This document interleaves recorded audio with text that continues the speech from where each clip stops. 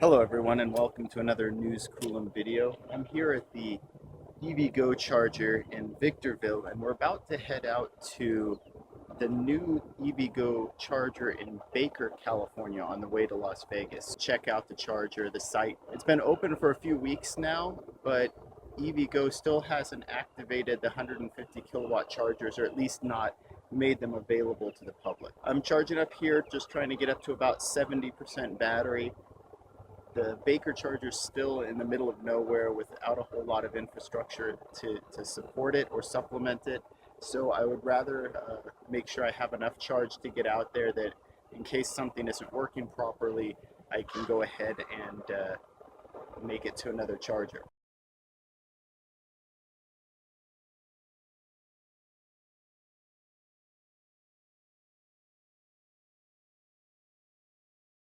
I apologize for the wind noise. It's not much I can do about it right now. It's blowing about 10-15 miles an hour. So as you can see, I'm here charging. There are two 50 kilowatt chargers here at this end, both CHAdeMO and CCS. Some people have asked about alternative payment methods. EVgo is one of the ones who will provide you with an alternative payment method. You can use like a credit card or whatever. These are the two 150 kilowatt chargers. Yeah, so they're 350 amp. And actually this is saying the output voltage is up to 920 volts.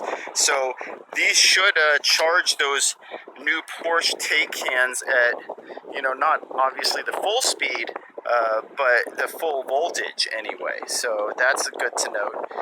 They're both set up in this way. I don't know if they're synced together.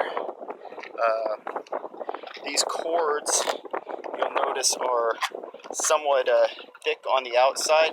So essentially, and they're very, very heavy. These are much, much heavier than the typical cords for a 50 kilowatt charger. They're significantly heavier.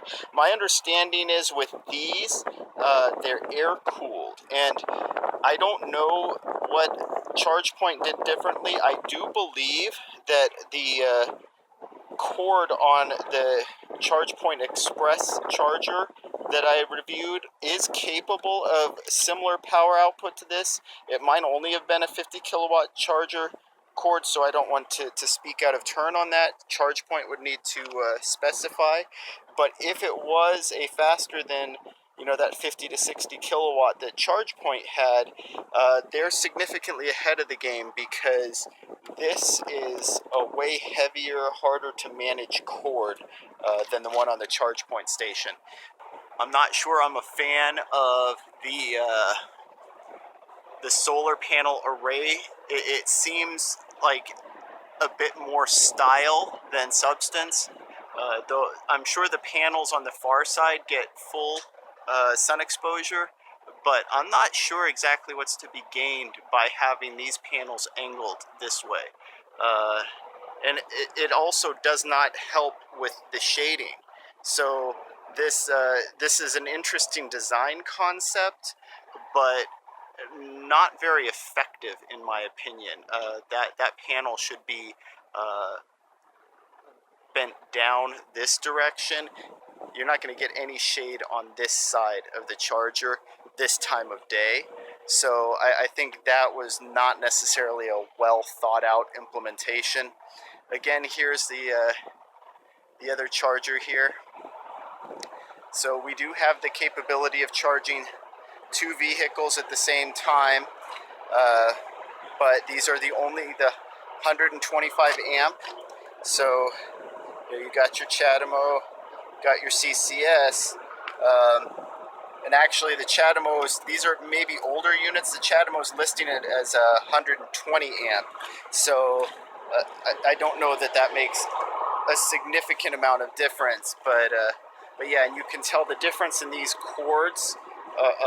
They're much lighter than the cords on the 150 kilowatt. And again, like I said, I was a bit disappointed to find out that they're not opening these to the public, and it's a quote-unquote permitting issue. So that's not exactly something that I wanted to hear.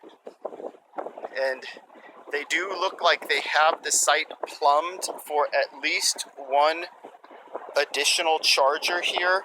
I don't know that they would replace something like this because this is just their payment center. But I do believe that they could put in at least one more charger. And to, give EVgo benefit of the doubt here, they might actually be waiting on these chargers until they have both a CHAdeMO and a CCS option. So, EVgo does not make their own chargers. So they rely on companies like ABB to make their chargers for them. So these might purely be test chargers that they're not planning to ever open to the public. Primary. Okay, so they have the system 1, system 2, thing 1, thing 2. There was talk that these would possibly be linked together. I don't see any evidence of that. This unit was installed with these chargers, so they built this. I don't know if they're using this to hold equipment, but they might also have battery backup systems in here. I'm not sure exactly what it is they're housing in here. So, I mean, it looks, through the cracks as though it's empty. A battery backup system in here, or some sort of a unit to level out the power.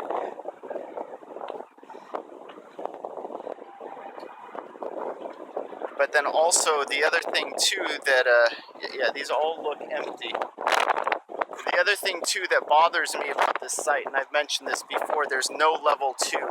One of the reasons that I charged up as high as I did on coming out here is because there's no safety net. So if I got out here and these chargers were down, I'd be relying on EVgo only to get them activated. There's really not a whole lot else I could do. But if I had a sufficient charge, I could at least drive on to Prim, which isn't convenient, but it's better than getting stranded or needing a tow. And so if they had a level 2 here, they're typically a little bit more robust, and you can usually get them activated even when you can't get a DC fast charger activated. So again, I think EVgo should add a level 2. That might actually be what that center thing is plumbed for. Though again, like I said, the original plan was to have 6 chargers here. So right now we have 2. And I'll have to say I'm not exactly enthused about the design. So, all right, so that's it for my walkthrough of the site. There's really not much to add that I haven't reviewed before with this charging site. Like I said, I'm both happy it's in, but also a bit disappointed about the implementation. It's a year behind schedule. It's down at least 2 chargers from what they said it would be, and the chargers that are installed are slower than the chargers that they said would be installed. So yeah, it's less than ideal, and I'll admit I'm a bit disappointed in the implementation and how it turned out.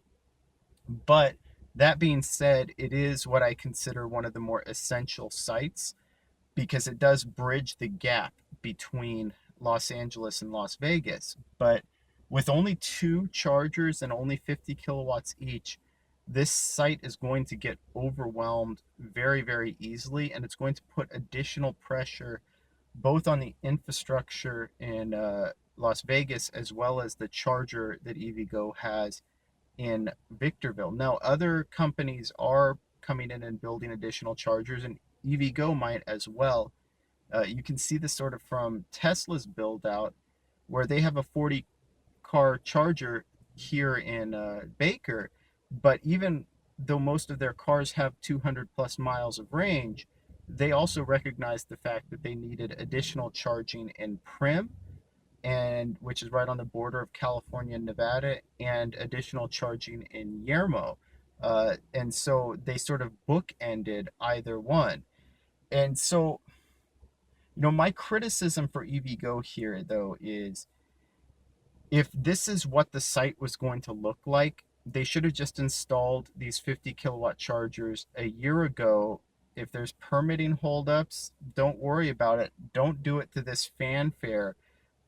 I don't think they needed to be this showy, right? It feels to me like they were trying to do a big promotional PR event sort of thing, and it just never happened, right? And if you're going to do that, you need to back it up. And the chargers and the implementation and the installation here doesn't do that, right? So uh, it would have been much better to put in a small functional site and just got it done and left, the self promoting to other companies, right?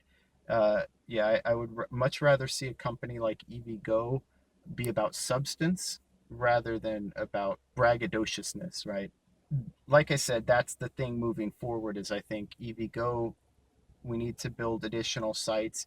If you're going to build a large showy site like this, and I hate to call this large because it only has two chargers, it really, there are better places to do it. A good example of that would be Barstow. Barstow would be a much better place to make an installation like this, especially if there are actually 6 to 8 chargers on site. Because here, you're either going to Los Angeles or you're going to Las Vegas, right? One way or the other.